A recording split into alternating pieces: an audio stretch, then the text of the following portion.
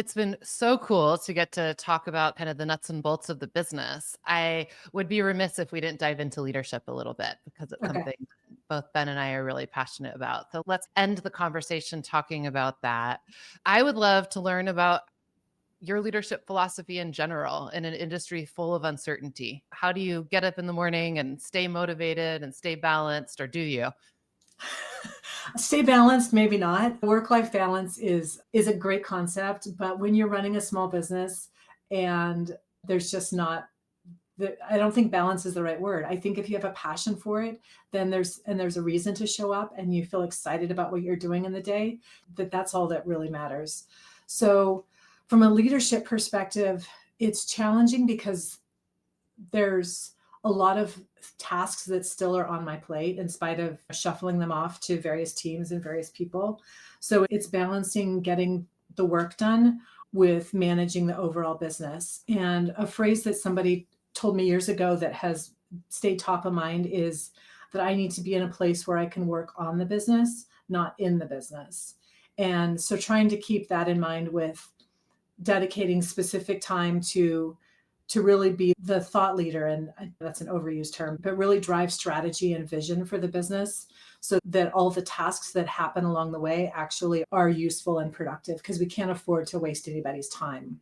It's challenging because I have my cultivation team at the farm and they're very self-sustaining. My head of cultivation is amazing, but the way that we invest in her is we continue to send her, she wants to go to educational events and learn things and connect with her peers. So we invest with keeping her up to date on the latest cultivation methods and techniques.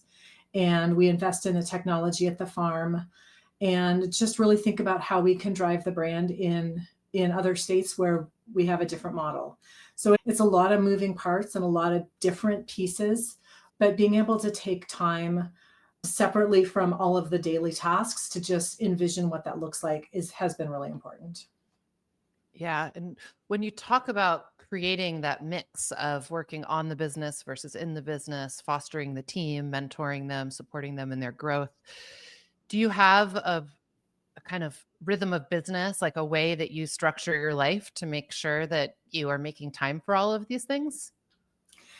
In a perfect world, what happens when things go well, I like waking up early and doing my thoughtfulness for the day or for the week separate before I've got dived into emails or all of the tasks for the day. I got this tablet about a year ago. It's called Remarkable and it doesn't have email, it doesn't have Instagram, it doesn't have any of the social tools, but it really is just for writing and thoughts. And that's been really helpful to, even if I can just take 15 minutes to just go sit and think about what the high level strategy should be. And then the execution happens along the way.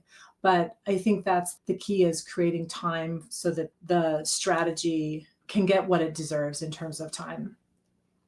Yeah.